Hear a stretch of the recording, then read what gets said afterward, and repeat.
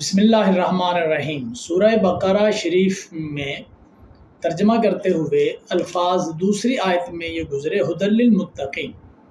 قرآن کریم ہدایت ہے متقین کے لیے۔ یہ متقین کا لفظ تقوی سے بنا ہے، تو ہم جانیں گے کہ تقوی کا مطلب کیا ہوتا ہے اور کس کو کہتے ہیں۔ لیجئے جی، متقی اس شخص کو کہتے ہیں جو شرک اور کبائر اور تمام فواحش سے بچا ہوا ہو۔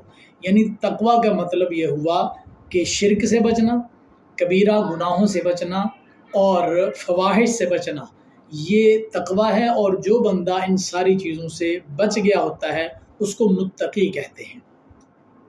دوسرا مطلب یہ ہے تقوی کا حرام چیزوں کا ترک اور فرائض کی ادائیگی، یعنی اللہ تعالیٰ نے کچھ چیزوں سے ہمیں منع کیا ہے، روکا ہے کہ یہ کام نہیں کرنے، اور کچھ کام کرنے کا حکم دیا ہے۔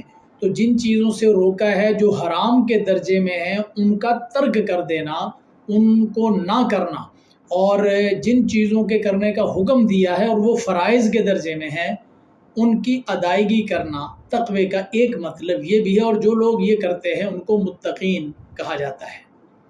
پھر یہ ہے کہ معصیت پر اصرار کا ترک اور طاعت پر غرور کا ترک۔ اگر کسی آدمی سے گناہ سرزد ہو جاتا ہے تو اس سے اللہ تعالیٰ کی بارگاہ میں توبہ کر لے، معافی مانگ لے، رجوع کر لے اور آئندہ سے اس گناہ کے قریب نہ جائے۔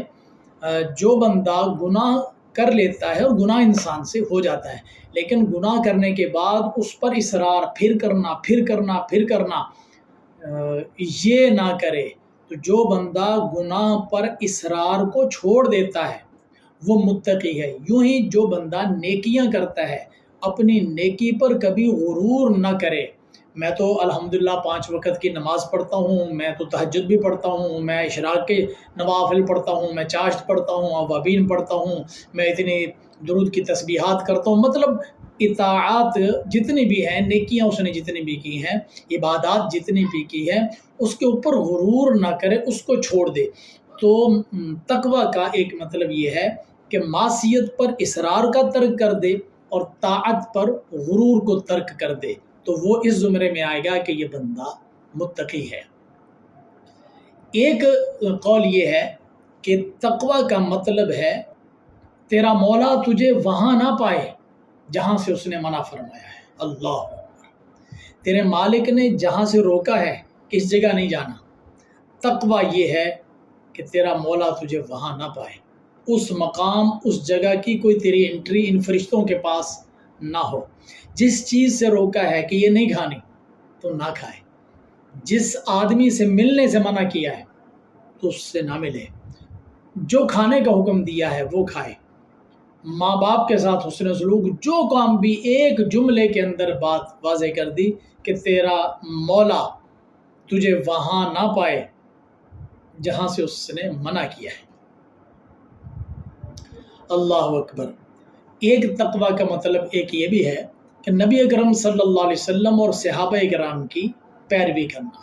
تو تقوی کا مطلب ہے کہ نبی پاک صلی اللہ علیہ وسلم کی جس نے پیروی کر لی، جس نے صحابہ کرام کی پیروی کی، وہ بندہ صاحب تقوی ہے۔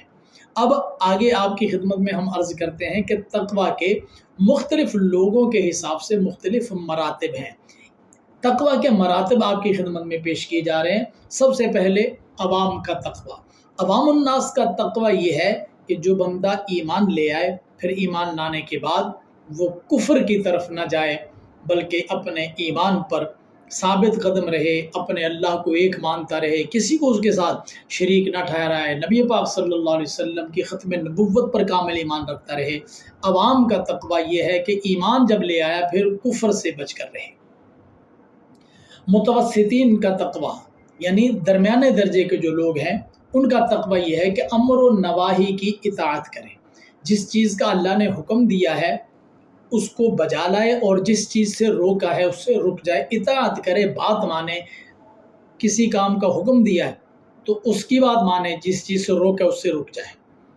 اور خواص کا تقوی یہ ہے کہ ہر اس چیز کو چھوڑ دے جو اللہ تعالیٰ سے تمہیں غافل کرے، چاہے وہ رزق ہو، چاہے وہ روٹی ہو، چاہے وہ رشتہ داری ہو، چاہے وہ دوستی ہو، کوئی بھی تعلق، کچھ بھی جو اللہ کے ذکر سے غافل کر دے، بس اس کو چھوڑ دو۔